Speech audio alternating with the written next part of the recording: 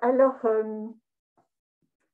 disons que ça peut peut-être, ce que je vais présenter peut peut-être sembler très scolaire, mais il y a aussi un parti pris qui veut que les élèves qui viennent et qui sont tous volontaires sentent que c'est quelque chose de sérieux. Ce n'est pas un amusement pour rigoler, c'est comme une autre langue, comme l'anglais, comme l'allemand. Donc, ça doit être aussi, comment dire, assez sérieux. Alors, nous utilisons des textes. Nous avons la chance d'avoir un dictionnaire de Gaston Vasseur, dictionnaire des parlers picards du Vimeux, dans lequel d'ailleurs on a une petite carte. Alors je ne sais pas si vous pourrez voir, mais quand Olivier parlait de spécificité du Vimeux, on a quelques spécificités que Julie connaît très bien, avec l'assimilation de l'article et l'assimilation du pronom personnel. Donc, on fait fatalement de la grammaire. Et je dis, c'est sérieux, c'est pas. Et donc, on a une grammaire de Gaston Vasseur aussi. On a un petit guide de conjugaison de Charles Leca. Et puis, donc, c'est une matière à part entière. Mais ça ne veut pas dire qu'on n'y prend pas énormément de plaisir, parce que, étant donné qu'il y a 4 professeurs, ce sont des professeurs d'histoire géo, qui participent activement au club. Bon, il y a M. Ricoire qui est aguerri depuis très longtemps, mais il y a aussi des jeunes professeurs qui sont envoyés là. Et le fait d'entendre leurs enseignants parler picard déclenche des parties de rigolade chez les élèves. D'autant plus qu'on essaie quand on a le temps, de faire participer avec des scénettes. Et effectivement, on a de bonnes parties de rire. Mais voilà, ça reste quand même, comment dire, il y a un plan. Enfin, bon. Alors, j'ai l'habitude de commencer par un ratro. Donc, tout le monde sait ce que c'est qu'un ratro. Olivier. Je ne sais pas si tout le monde sait ce que c'est qu'un ratro. Un ratro, bon, c'est... Vous pouvez vous exprimer dans le chat si quelqu'un ne sait pas ce que c'est qu'un ratro. Bon, on dirait, parce qu'on n'a pas beaucoup de temps, donc, donc on dirait un proverbe, allez, une pensée philosophique, si on veut monter. Et donc, il faut aussi que je vous dise que le thème de chaque séance est choisi soit par les professeurs, soit par les élèves eux-mêmes. Et dans la mesure du possible, il est toujours en fonction du programme d'histoire géo, mais dans l'esprit langue et culture picarde. Alors là, aujourd'hui, j'ai choisi boire puis manger, boire et manger, mais parce que la production de nourriture, l'histoire de l'agriculture, etc., c'est aussi un élément qui est étudié par les élèves. Alors, les élèves sont des 3 niveaux, seconde, première et terminale. Tout le monde est mélangé. Et si bien que ceux qui arrivent au niveau de seconde et qui viennent régulièrement ont à la fin du cycle un tas de textes sur lesquels ils vont pouvoir travailler, s'exercer, etc. Parce que le but aussi, c'est de toujours laisser des traces écrites. Donc voilà. Alors, le ratro du jour, pour boire puis manger, Olivier vous le montre. Long mieux, long ouvre. Tu sais ce qu'il sait, ce que ça veut dire? Quelqu'un connaît? Il y a une dame qui lève le doigt. Alors, qui lève le doigt? Ah, vas-y, Brigitte. Long mieux, long ouvre. Réactive ton micro.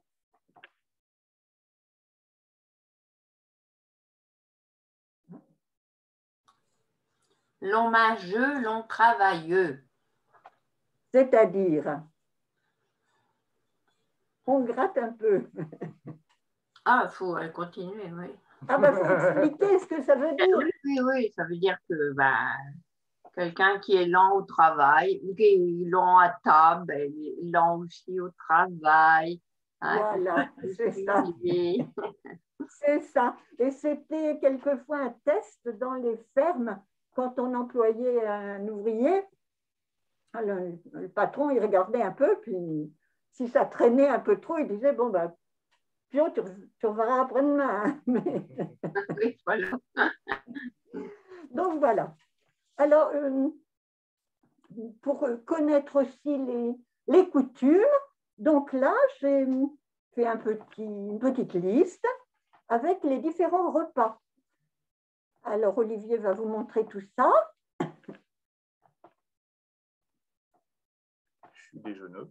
Voilà, je suis déjeuneux. Et donc, c'est le, pardon, le petit déjeuner. Et à Saint-Valery, on disait aussi chemanon. Et c'était donc une boisson chicorée infusée dans du lait. Bon. Je dîne, repas de midi. Pas de problème. Herchineux ou collationneux, prendre un goûter, prendre une collation, souvent vers 16 heures, au milieu de l'après-midi. Donc, chusoupeux, repas du soir. Fuerarpo ou donnearpo, c'est convier sa famille ou ses amis à un repas exceptionnel, un repas de fête, un repas pour une circonstance particulière. Je perçois ou je perçois, qui est un mot masculin, c'est un repas offert au moissonneur par le patron à la fin de la moisson, qui réunit tout le monde, tous ceux qui ont travaillé à la moisson. Et chaude tripée, c'est le repas offert aux parents, aux amis, quand on a tué un cochon. Et on garde toujours aussi des morceaux pour les voisins. Et on n'y mange que de la viande, aucun légume. C'est chaud de triper. Inutile de dire que ce n'est pas très équilibré, mais voilà, ça se faisait. Voilà. Alors après, on a aussi des expressions, des proverbes, des dictons qui sont particulièrement imagés, que j'aime beaucoup, et qui sont encore très employés, qu'on entend. Alors, avoir des longs dents. Donc, je précise d'ailleurs qu'en picard, on dit un dent. On ne dit pas une dent, on dit un dent. Il y a toute une série de mots qui sont masculins en français, féminins en picard, et vice-versa.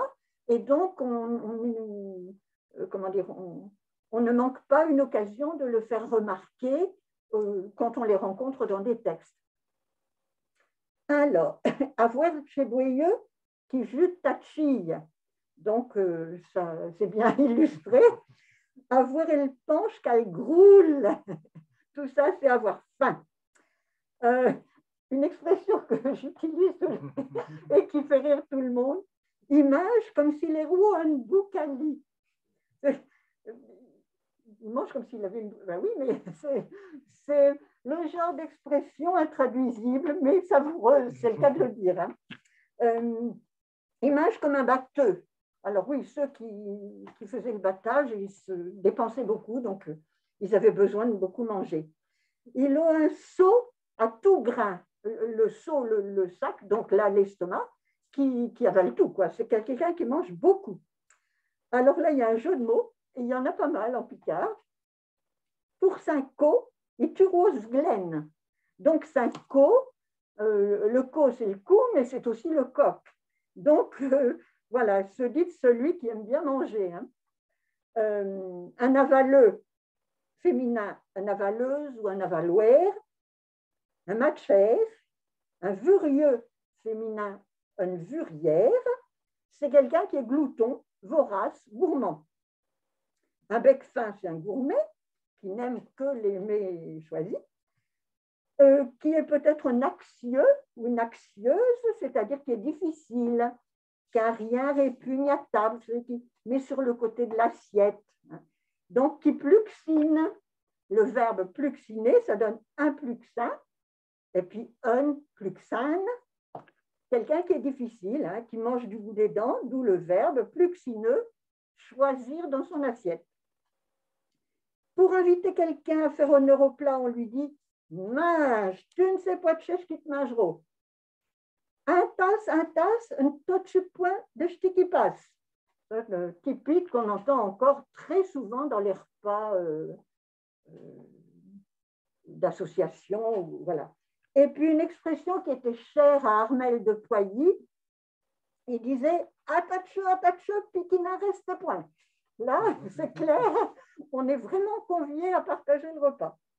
Et puis, à un enfant qui refuse tous les plats qu'on lui propose, on dit « Mange de main, tes roulottes pour une main ». Voilà. Donc, ce sont des petites expressions imagées et qu'il faut connaître parce que voilà, ça fait partie de la vie sociale. Alors, la gastronomie, on n'aura pas le temps de lire beaucoup de textes, ne serait-ce qu'un ou deux. La gastronomie, donc Olivier nous a préparé un petit résumé. Donc, elle repose surtout sur la variété des produits du terroir.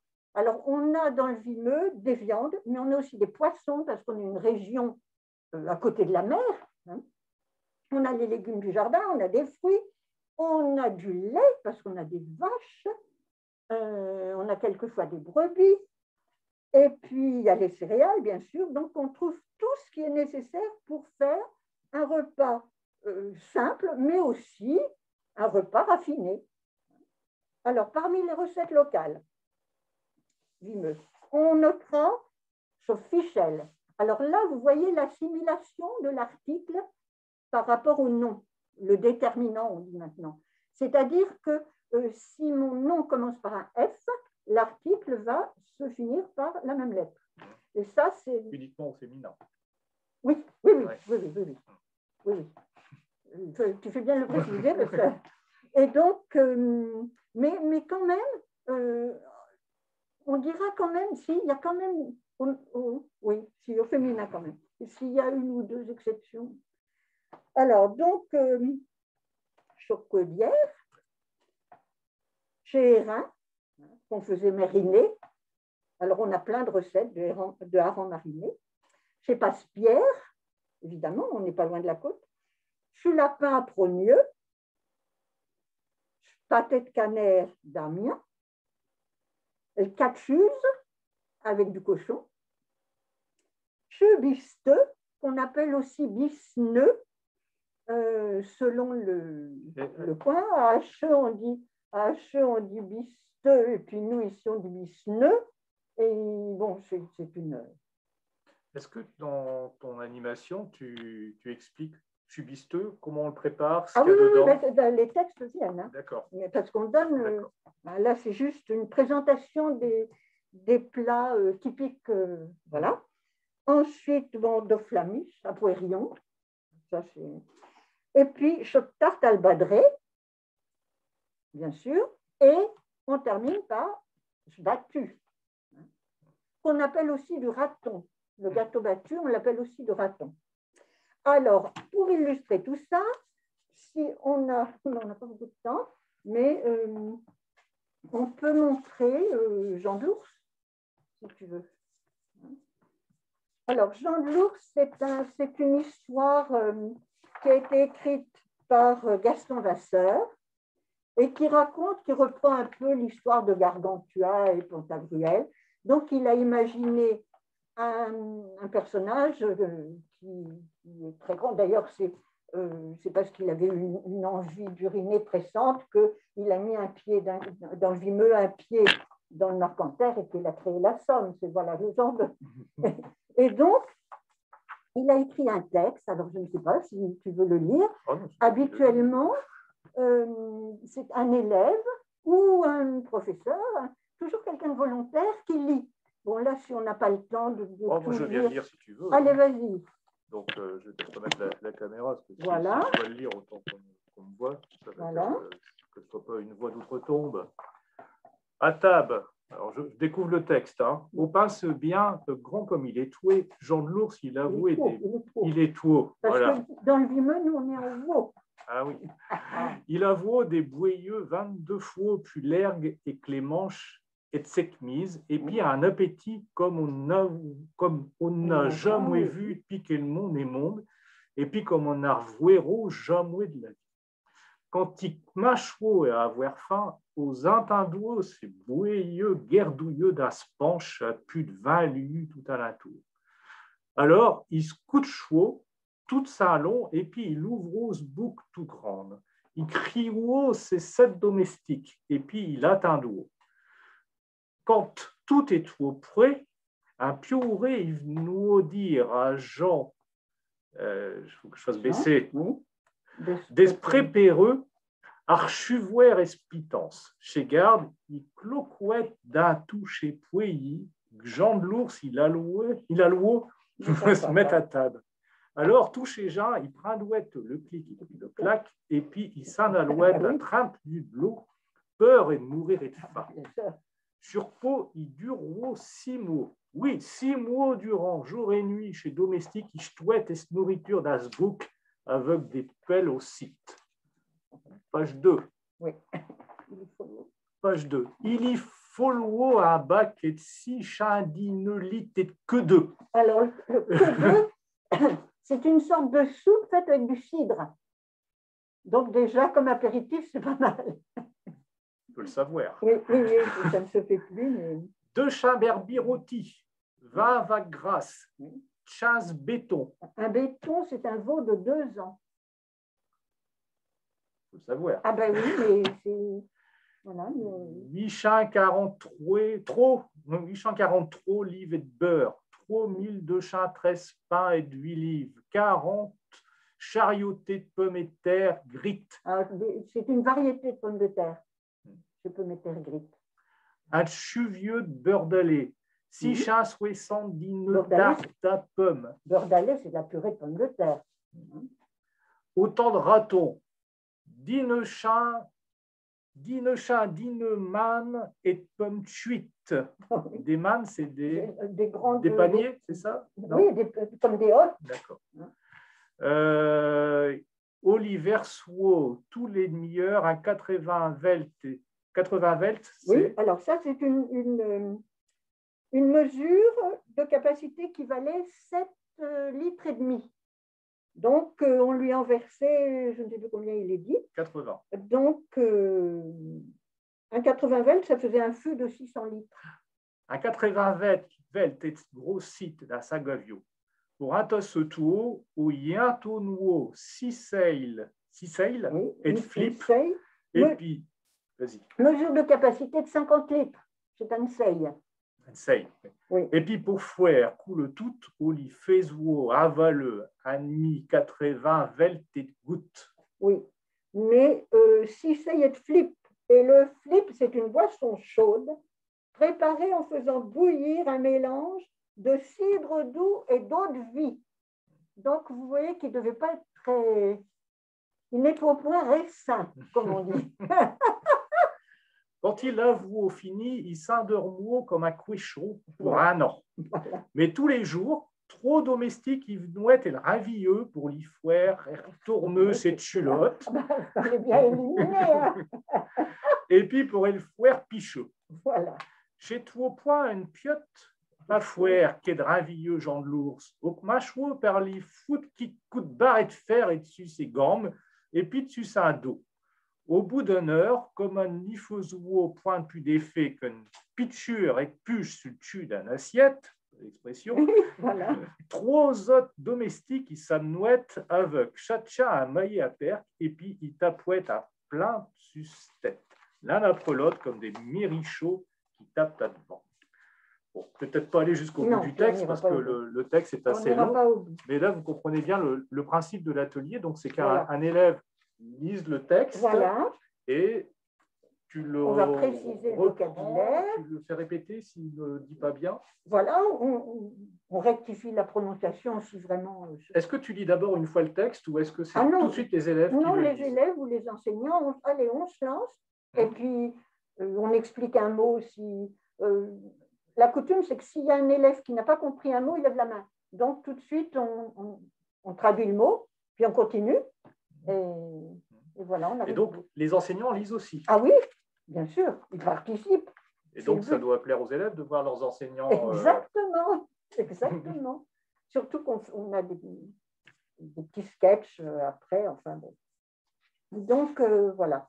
Alors là, c'était un texte en prose, mais on a aussi des textes en vers. Je ne sais pas s'il y en a un que je peux vous lire pour vous montrer. Alors, on donne aussi les recettes que tu pourras montrer. Voilà. Et puis, attends, où est-ce qu'il y a mon texte? Oh là là. Alors, autour de la nourriture, donc un petit texte. Et là, je le répète quoique, pour montrer qu'avec le Picard, on a tous les genres littéraires. C'est-à-dire, on a le roman, mais on a les contes, on a les chansons, on a tout. Et on a aussi des textes en vers et de la poésie. Est-ce que j'ai le temps de le lire? Je t'en prie. Bon. Alors, c'est de Madame Magnier et ça s'appelle « Qu'est patience ». Oh, je ne vais point crier jusqu'à demain. Pourquoi que tu ne veux point manger de soupe? Je n'ai pourtant point mis grammaire, à peine plus d'un chute d'une soucoupe. Puis pourtant, je suis sûre qu'elle est bonne. J'ai de bonnes soupes à poturon, couir bien meilleure qu'elle chez Julienne qui t'a vous manger à la maison. T'aimerais peut-être mieux chez Gisèle, elle met des piotelettes d'un bouillon, un plâche d'y mettre du vermicelle. Tu pourrais me m'écrire ta nom.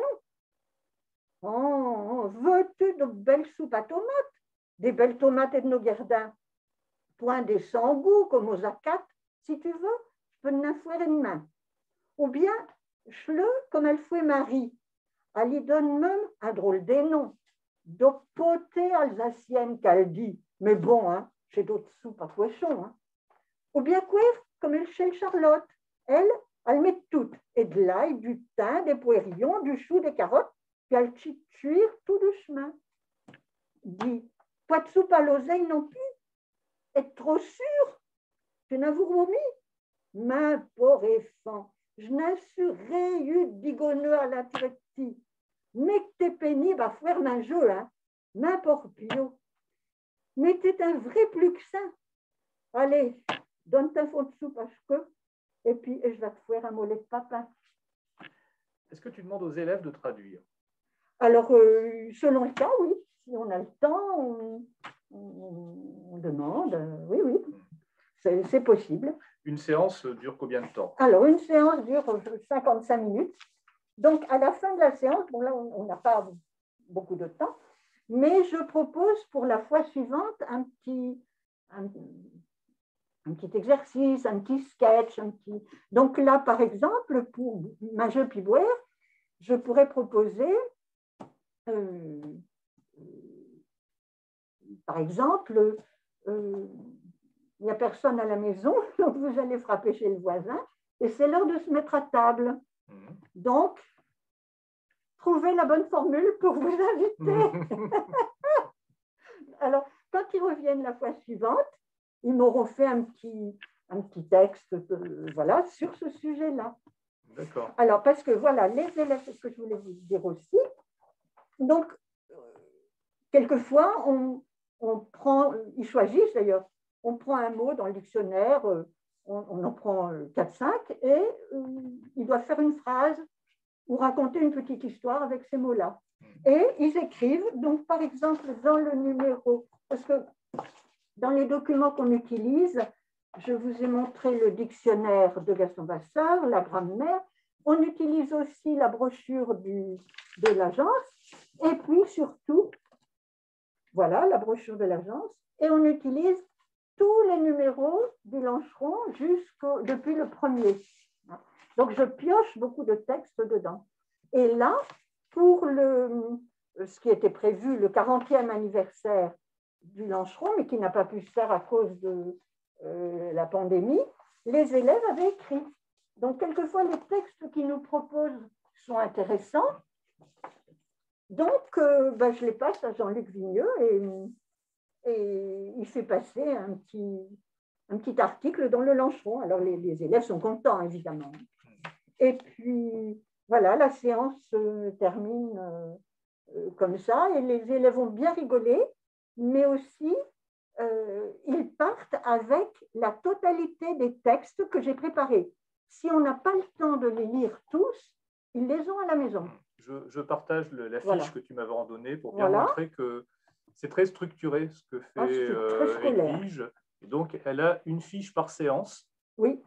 Voilà, donc elle m'en a envoyé quelques-unes. Oui. Bon, ça, c'est celle qui a été faite aujourd'hui. C'est très préparé. Et donc, tu fais combien de séances par an, à peu près? Une séance tous les 15 jours de l'année scolaire. Donc, ça en fait une quinzaine, vingtaine? Oui, je sais pas compter. Et puis, tu as combien d'élèves? Alors, cette année, ils étaient 32. Enfin, je dis cette année. Ouais. Avant qu'on arrête à cause du virus, ils étaient 32.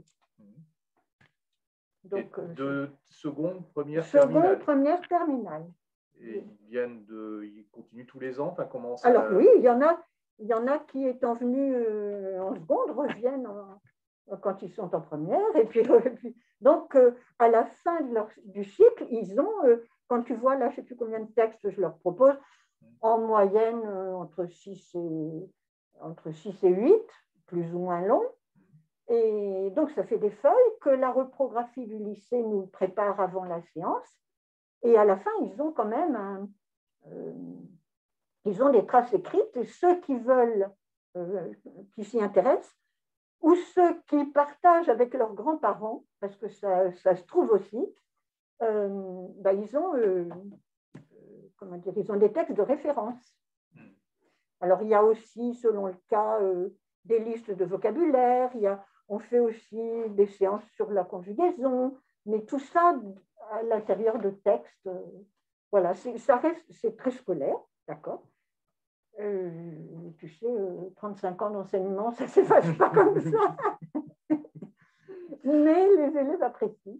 Et puis, il y avait les professeurs aussi, puisqu'ils reviennent toujours. Et je ne sais pas si tu l'as expliqué, depuis quand tu as ce club, à peu près? Ça doit faire 16 ans. 16 ans. Oui, ça doit faire 16 ans. Oui. Et il n'y a pas eu de réticence de la part de l'établissement pour monter le club? Non, pas du tout. Pas du tout. Pas du tout.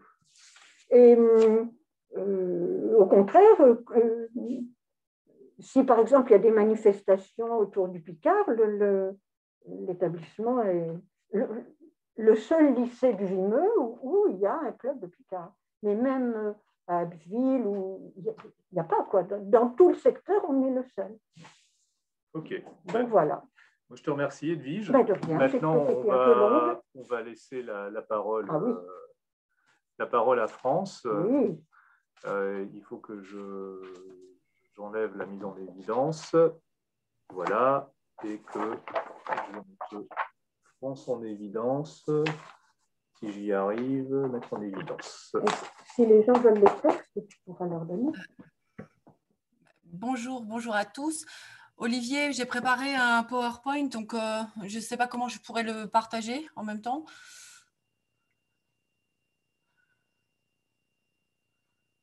C'est bon? Alors, écran partagé, PowerPoint, diaporama. Voilà. Bien. Alors, merci aussi Edwige pour ta présentation. C'était intéressant. Là, on va passer en fait sur un autre registre, un autre niveau. Donc là, aujourd'hui, c'est une petite proposition pour décorer sa classe avec du Picard. Alors, c'est vrai que c'est quelque chose qui m'a attirée. Je me déplace d'école en école et de classe en classe. Et à chaque fois, je suis toujours intriguée par les différents affichages qu'il y a dans la classe. Et ça donne, je me suis dit, c'est vrai que ça existe en français, pourquoi on ne pourrait pas le faire également en Picard?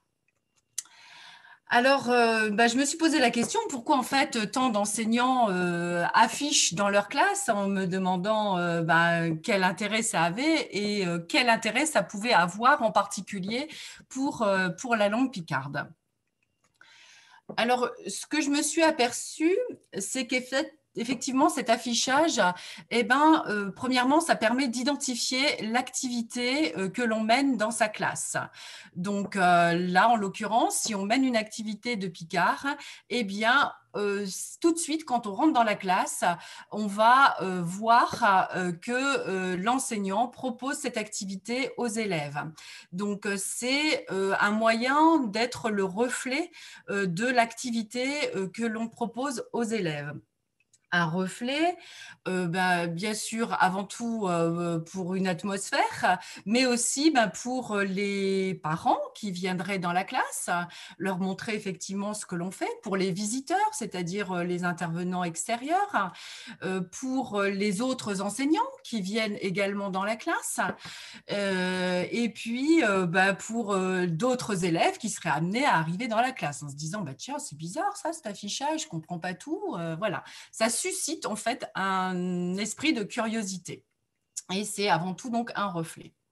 Deuxièmement, ça permet aussi de mémoriser ce que l'on fait pendant l'activité. Donc, ça donne une certaine visibilité sur les thématiques. Donc, on peut très bien envisager, effectivement, j'aborde la thématique des vêtements, je vais, pourquoi pas, apposer quelques vêtements choisis avec les noms en picard dans un petit coin bien particulier de ma classe. Et en même temps, ça permet donc aux élèves qui ont participé à l'activité de se rappeler de ce qui a été fait et ainsi de pouvoir peut-être, grâce à l'image, se remémorer bien sûr le mot picard. Troisième point qui me paraît important sur pourquoi afficher du picard dans sa classe, c'est aussi une façon de valoriser non seulement la langue, mais également de valoriser le travail qui aurait pu être fait par les élèves autour de la langue picarde.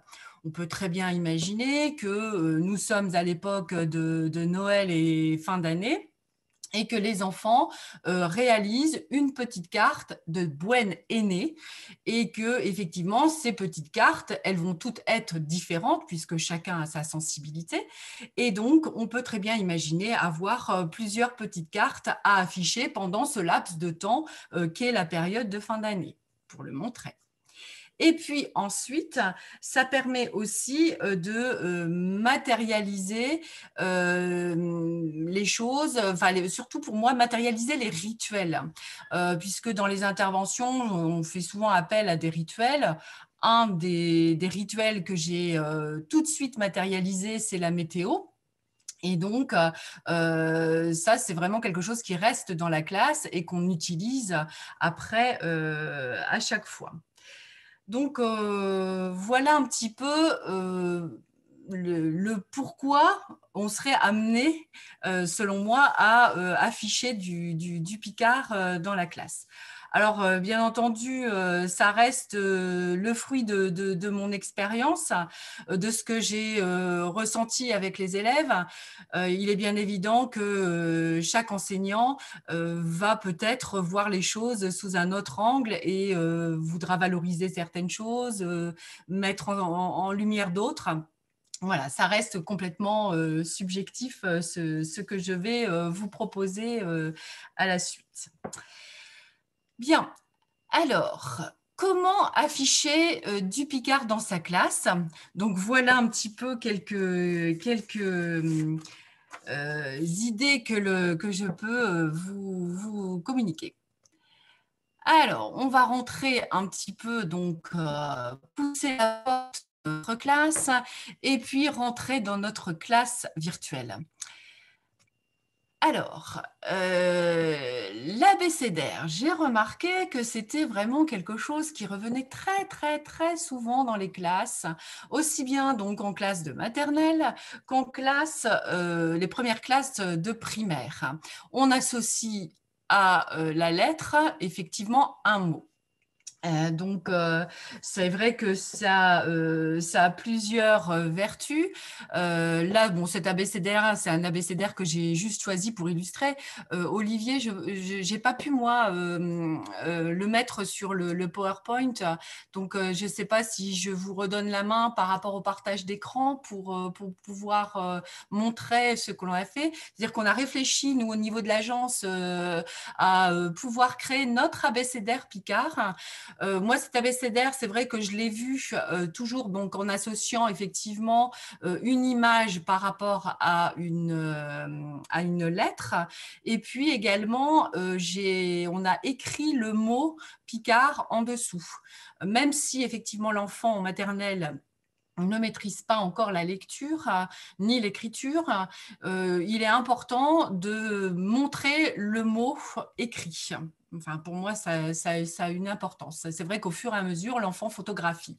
Alors, on a pensé, nous, à l'agence, à faire un abécédaire. Donc, je vais quitter mon partage d'écran pour que Olivier puisse reprendre la main voilà, sur le partage d'écran et vous montrer l'abécédaire auquel on a réfléchi. Voilà, donc c'est un abécédaire qui a été conçu sur donc une graphie standard. Donc en commission néologie, on a réfléchi à essayer d'amener donc effectivement une graphie uniforme valable sur l'ensemble du domaine linguistique, premièrement, et aussi on a amené on a essayé de standardiser, j'aime pas trop ce mot-là, mais voilà, d'harmoniser aussi toutes les variations phonétiques et on a fait des choix. Donc, voilà un petit peu ce que ça donne, des comme d'un, voilà. Donc, on a quasiment toutes les lettres de l'alphabet, donc avec aussi donc, la lettre écrite en majuscule et en attaché, comme disent les enfants. Donc, c'est un abécédaire qui est conçu aussi beaucoup sur les animaux, sur l'esprit bien sûr des enfants. Donc voilà un petit peu les mots qui défilent. On a essayé de faire appel à différentes notions, aussi bien des animaux que des couleurs, que des éléments plus voilà, de la vie de tous les jours, des météos, etc. Voilà, le U, et donc, vous remarquerez qu'on n'a pas de X ni de Y. Voilà donc pour ce premier abécédaire que l'on a conçu qu'on pourrait, enfin, qui sera disponible de toute façon si ça vous intéresse pour décorer éventuellement la classe. Alors, je vais récupérer mon écran, d'accord, et à partir de la dépôt actuelle, voilà. Donc, ça me paraît vraiment être, on va dire, un incontournable de l'affichage de la déco de la classe. Ensuite, donc ça, c'est quelque chose que j'utilise, la météo, pour ce que je vous expliquais. Hein, c'est un rituel. Donc, à chaque fois lorsque j'ai des séances qui sont répétitives chaque semaine, j'aime bien amener ce rituel sur la météo et j'ai bricolé donc un petit support pour la météo. Hop, je vais essayer de revenir en arrière. Comment je fais ? Tac, je ne sais pas si je peux revenir en arrière. Ah, je suis allée trop vite. Voilà. Poup. Bon, il va rester là. Voilà. Ah, non. Ah, je suis désolée. Tac. Bon, pourquoi ça ne veut pas se stabiliser? Ah, zut. Je suis désolée, j'ai un petit souci. Voilà, voilà. Donc, j'ai bricolé, j'ai découpé des petites vignettes. qui représente effectivement les différentes possibilités, les différentes possibilités météo que l'on peut rencontrer dans le ciel.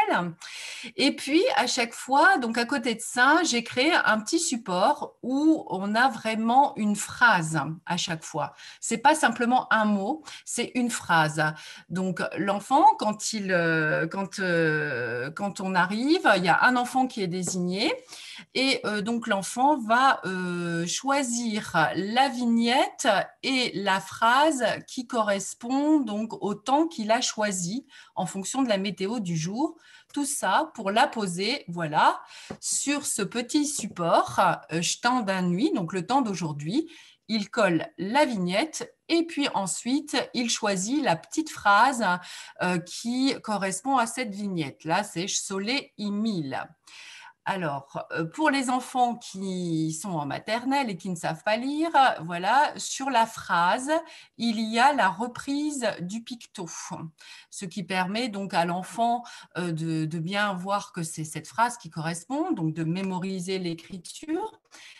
En même temps, donc, je répète cette phrase et lui va la répéter. Et au fur et à mesure des séances, comme le temps souvent se répète, eh bien, les enfants assimilent très bien ces petites phrases et ils sont capables de dire « soleil mille »,« un nuit itché des pleuves » ou bien un nuit yo des nuées d'un ciel. Enfin, voilà. Donc, grâce à ce petit outil de décoration, eh bien, on a une météo qui change tous les jours.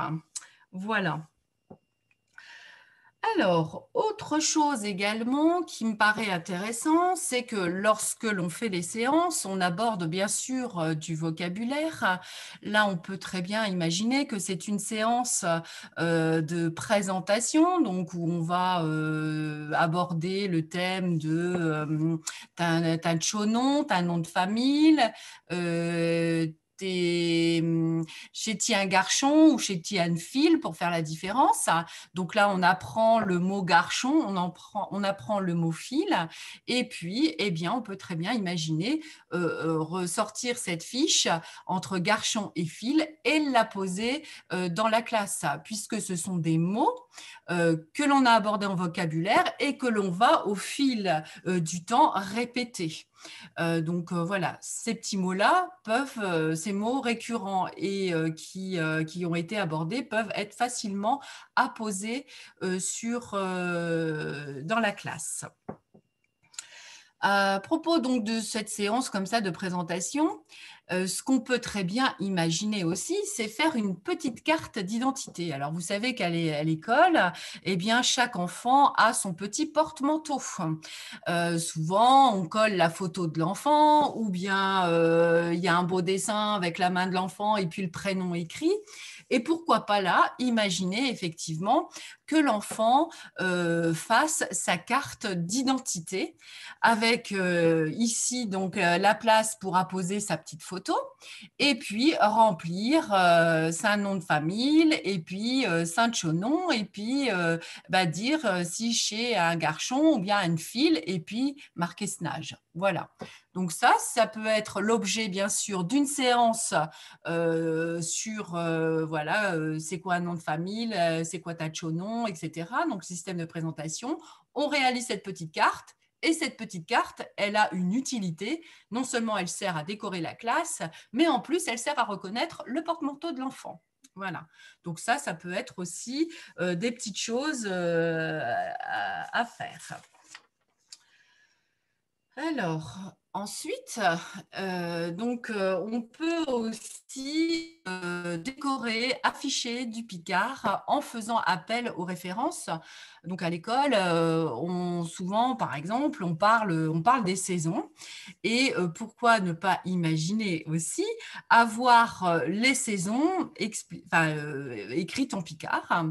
Donc, voilà, ça, c'est un petit affichage maison que j'ai fait. Alors, on peut très bien peut-être imaginer que quand c'est la saison, effectivement, de l'hiver, apposer cette image-là et au moment du changement de calendrier, eh bien, apposer l'image qui correspond, soit à chez Bieujour, ou bien Quer à l'Air Nouvieux, ou bien à la Préseux. hein, voilà. Donc là, c'est effectivement quelque chose qui va être cyclique en fonction du calendrier de l'année. Donc, il y a plein de petits événements comme ça, cycliques, que l'on peut très bien utiliser en affichage, en Picard sur sa classe. On peut très bien imaginer aussi, j'ai déjà vu ça, une espèce de calendrier avec les 4 saisons et mettre une flèche sur la saison où on se trouve. Ensuite, j'ai remarqué aussi en me déplaçant dans les classes, c'est qu'il y a beaucoup de consignes qui sont affichées dans les classes, des petites consignes qui reviennent, qui sont récurrentes. Alors, en ce moment, ça, c'est la consigne, on va dire, qui est affichée en grand partout dans les classes. Il faut bien se lavurer chez main. Et effectivement, plutôt que de le dire en français ou de l'écrire, pourquoi ne pas l'indiquer en Picard et puis, en même temps, on apprend de petites phrases courtes avec un verbe à l'infinitif, ce qui n'entraîne pas de complexité non plus grammaticale ou de conjugaison pour l'enfant. Quelque chose aussi qu'ils oublient fréquemment de faire lorsqu'ils quittent une pièce, c'est de fremer chez Lumière. Donc ça, on peut très bien imaginer apposer cette petite vignette au-dessus de l'interrupteur de la classe ou de l'interrupteur de la pièce concernée pour y penser. Donc, il y en a plein d'autres, des petites consignes. Là, c'est 2 petites consignes que j'ai repérées. On peut très bien imaginer lever le doigt, fouer silinche. Enfin, il y a plein de petites consignes comme ça qu'on peut développer à l'infini. Alors, afficher du Picard, ça peut être aussi sur un temps de séance, on a appris à une tchèque cantine, à une tchèque canchon, et puis pour se rappeler qu'on a appris cette tchèque canchon, pourquoi ne pas afficher le petit texte de la chanson que l'on a apprise? Donc là, ici, c'est une petite comptine que l'on peut afficher, et pourquoi pas, puisque là, c'est une comptine avec les doigts, ajouter, l'enfant peut très bien décorer ce petit texte en rajoutant sa poche devant Tcho batteux, deux doués, l'index devant Tcho veineux, etc. Ça peut être une affiche avec les textes, et puis que l'enfant peut, bien sûr, les enfants peuvent améliorer et décorer. Voilà. Et puis, c'est un petit peu le fruit de ma réflexion d'aujourd'hui. Alors, c'est in process, en cours pour le moment. Donc, c'est vrai que j'ai pas mal d'idées encore. Je pensais aussi, bien sûr, à un emploi du temps. Là, Edwige nous a parlé des moments des repas. Donc, c'est vrai que sur l'emploi du temps, on peut très bien imaginer que les repas soient repris ou les activités de l'école. Donc d'ailleurs, pour aider les enseignants, je rappelle qu'il existe ce petit guide de vocabulaire de l'école qui a été édité par l'agence, et c'est le fruit du travail de la commission de néologie. Ce petit guide, il est téléchargeable sur notre site, et donc ça permet peut-être d'avoir tout un vocabulaire spécifique de l'école pour pouvoir établir soi-même ces petites consignes. J'avais aussi dans l'idée, mais je ne l'ai pas encore fait, de faire le baromètre sonore. Donc, c'est vrai que le baromètre sonore, c'est une petite aiguille qu'on déplace sur, chez Finbien, point de Buzyn, chaque mâche avoir du buzyn, trop de buzyn. Donc, on peut imaginer des petites choses comme ça. Et puis voilà.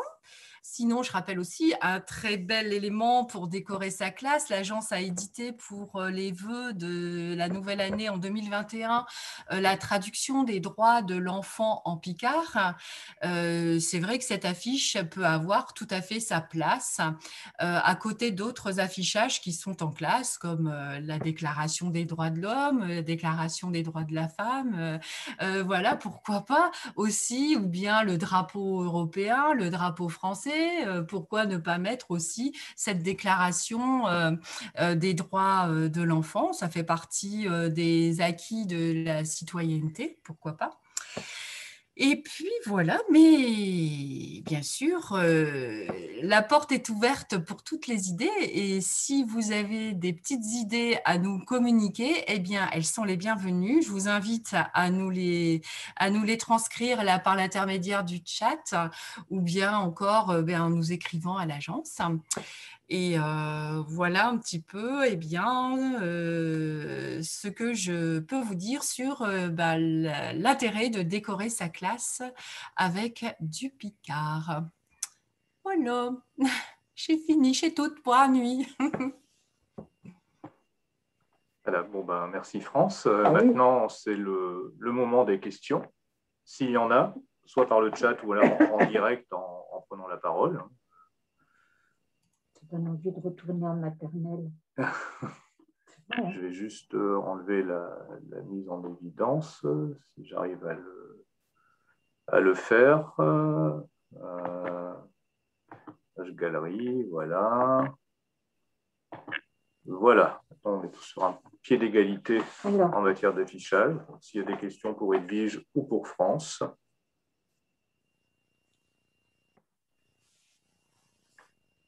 Pas de questions? Edwige, moi, ce que je voulais te demander, tu fais écrire les élèves. Oui. Donc, on intervient aussi, nous, à l'agence, donc sur des niveaux lycée. C'est toujours un peu difficile de faire écrire les élèves. Et je voulais voir justement, quand tu parlais de les faire écrire tout à l'heure, est-ce que tu abordes des notions de grammaire, de conjugaison auparavant, parce que l'écriture, c'est pas quand même simple. C'est vrai qu'il y a des règles à respecter en Picard et moi, ça m'intéresserait de voir un petit peu comment tu procèdes pour cet exercice. Par exemple, il arrive qu'on trouve une tournure de phrase bien particulière et dans ce cas-là, je leur demande avec d'autres mots de reprendre la même tournure. Je distribue aussi des listes de vocabulaire. Donc, ça aide, mais il y a le fait qu'on aborde pas mal de textes et que donc ces textes vont servir de modèle au fur et à mesure de l'avancée de l'année scolaire. Oui, donc tu t'appuies avant tout sur l'écrit des textes que tu proposes et tu réagis sur un texte à propos d'une tournure grammaticale spécifique. Voilà. Et on utilise aussi la grammaire de Gaston Vasseur. Il y a des exemples, il y a des choses assez intéressantes. Il y a Julie qui demande la parole. Oui.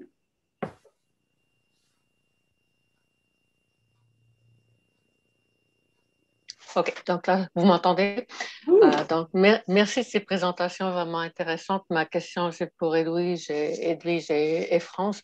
Et on sait que le temps passe, on sait, je pense que le Picard est quand même de moins en moins présent dans les communautés. Donc, je me demande dans quelle mesure vos élèves, que ce soit à l'école primaire ou au lycée, ils ont encore des notions de Picard, dans quelle mesure ils sont capables de contribuer des expressions qu'ils ont entendues chez leurs grands-parents, peut-être leurs parents, ou donc dans quelle mesure ça va un peu dans les deux sens, ou est-ce que c'est vraiment juste vous deux qui leur apportez des connaissances?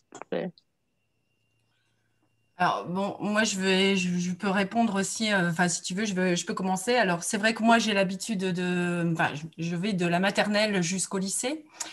Donc, effectivement, c'est de moins en moins parlé et de moins en moins forcément compris par les plus jeunes. En revanche, c'est pas non plus toujours identifié. Et ça, c'est quelque chose sur lequel j'insiste à chaque fois. C'est quand j'arrive sur une classe, je leur dis: est-ce que vous connaissez des petits mots picards? Bon, non, jamais entendu. Bon, parfois il y en a un qui me dit si, papy parle. Et c'est vrai qu'au fur et à mesure de la discussion, je vais leur dire: t'as jamais entendu le mot chuc? À la récré, il n'y a jamais quelqu'un qui t'a demandé un chuc? Voilà, ça, c'est un mot picard, tu vois. Et alors, quand tu rentres de telle activité et que maman te dit: t'es crapé, où est-ce que tu vas? À la salle de bain. Pourquoi? Parce que je suis sale. Donc, tu sais que crapet, c'est pas dans le dictionnaire français. Tu sais que crapet, c'est un mot picard. Voilà. Donc, ça aussi, c'est vraiment un problème, la non-identification de la langue régionale, c'est sûr. Après, ça dépend des zones où on va également et des publics. C'est vrai que plus en ville, c'est vrai que c'est de moins en moins facile, surtout que maintenant on a des classes avec effectivement des élèves qui arrivent de différents environnements et de l'étranger parfois, hein, donc des enfants qui sont même allophones.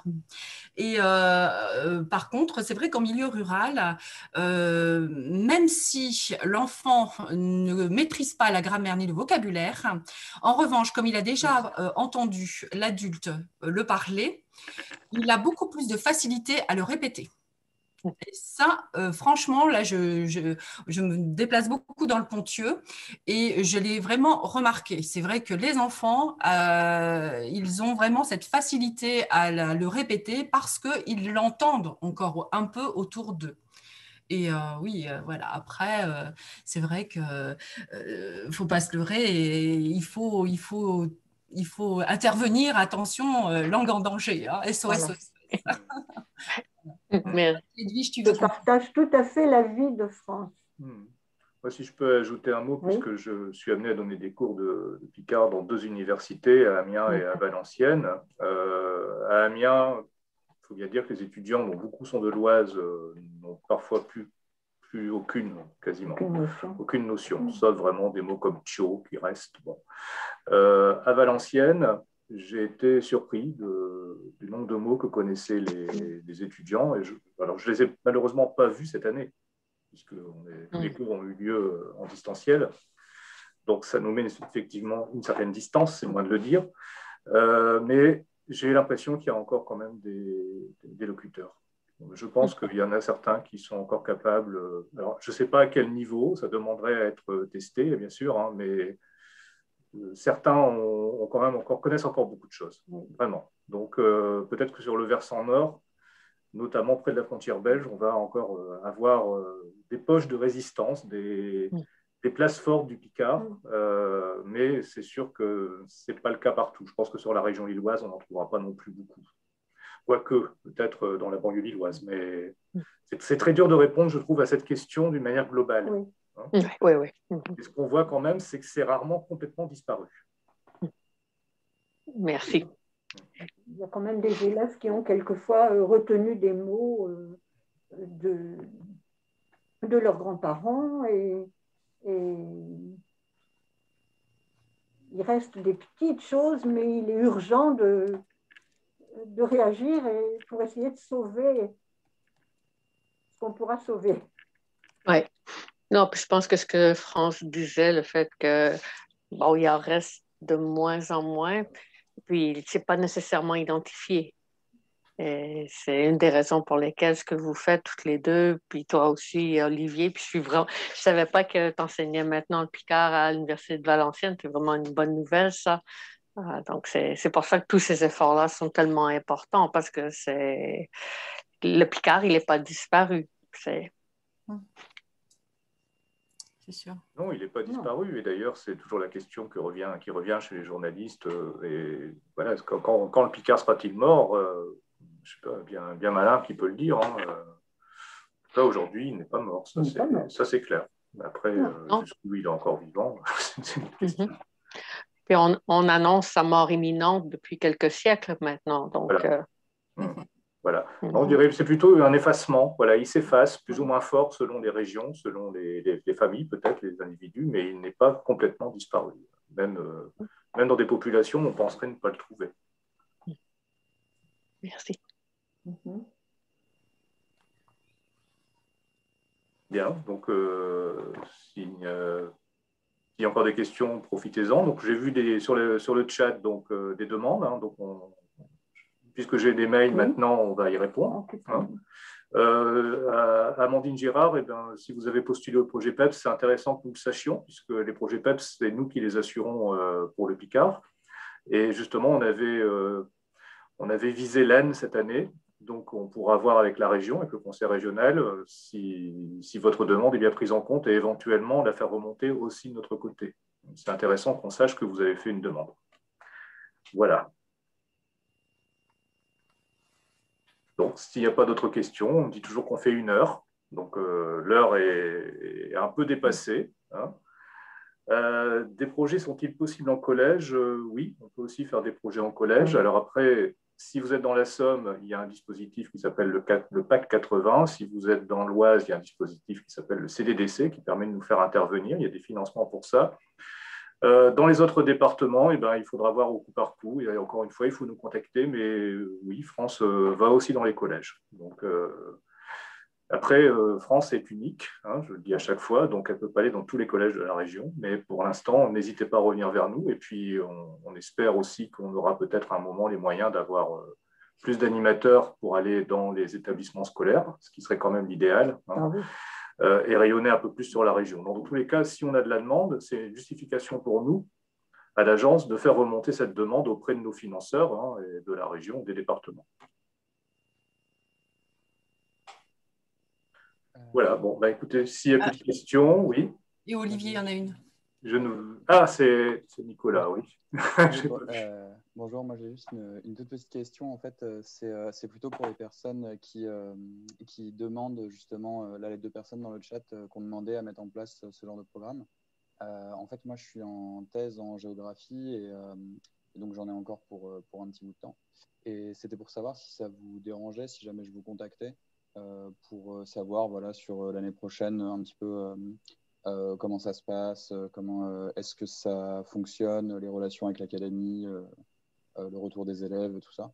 Donc voilà, donc c'était pour savoir si c'était possible que je vous contacte avec vos adresses mail pour suivre un petit peu l'évolution ou si ça vous dérange, je ne vous contacterai pas. C'était pour demander ça. Ok. Pour ceux qui veulent une intervention en collège, c'est pareil, hein, il faudrait nous donner un mail pour qu'on puisse également vous contacter. Ou alors, c'est vous qui revenez vers nous. Hein, j'ai mis le mail de l'agence sur le chat. Le téléphone, c'est le 03 22 71 17 00. Hein, 03 22 71 17 00. Vous le trouvez facilement sur notre site web.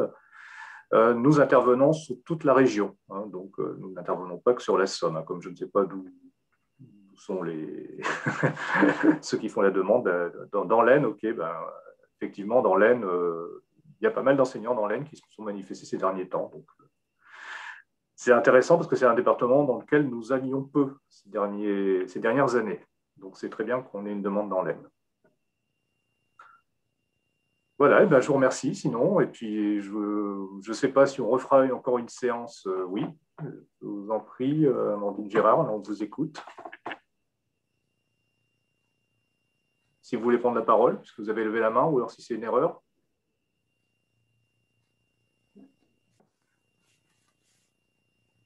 Bon.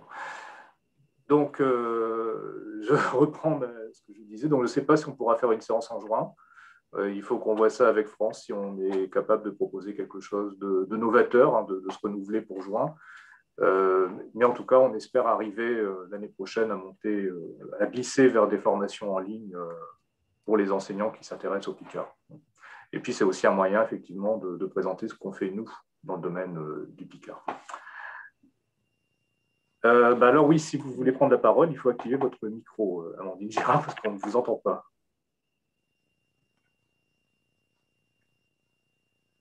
Il y a un problème.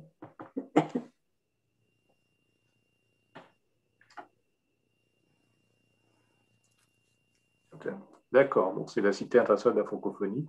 Eh ben, c'est très bien. Alors, il y a une convention qui a été signée, dont le nom m'échappe. Vous vous rappelez, France, comment ça s'appelle dans l'Aisne? Ce qui a été signé, c'est le pacte. Voilà, le pacte linguistique qui a été signé entre l'État autour de la Cité internationale de la francophonie, le département de l'Aisne et la région Hauts-de-France. Et dans ce pacte linguistique, il y a une partie qui consacre qui concerne les langues régionales. La région a souhaité à ce que les langues régionales soient présentes. Donc, effectivement, ça a dû donner un coup de fouet à la communication autour du Picard dans l'Aisne. Et nous sommes partenaires de la région, donc nous devons peut-être apparaître auprès de la Cité de la francophonie, même si on n'a pas de contact pour l'instant direct avec eux. Mais il y aura dans la Cité de la francophonie, alors je ne sais pas trop où en est le projet, je crois que pour l'instant ils sont encore en train de s'occuper du bâtiment plus que de ce qu'il va y avoir dedans, mais normalement les langues de France doivent être présentes dans cette cité, et le Picard avec sa littérature importante sera probablement, je pense, également présent dans des expositions qui seront disponibles. Mais pour l'instant, on n'a pas eu plus de contact que ça dans ce projet. C'est juste qu'on sera associé, un comité de pilotage est constitué et qu'on y sera associé.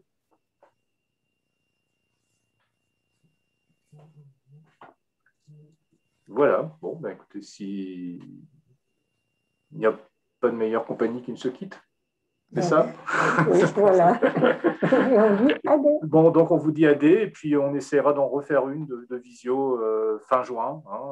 Pour l'instant, il faut encore qu'on voit ce qu'on peut faire. Voilà, donc adé, bonne soirée, et puis merci de votre présence. Alors, je dois juste faire ça.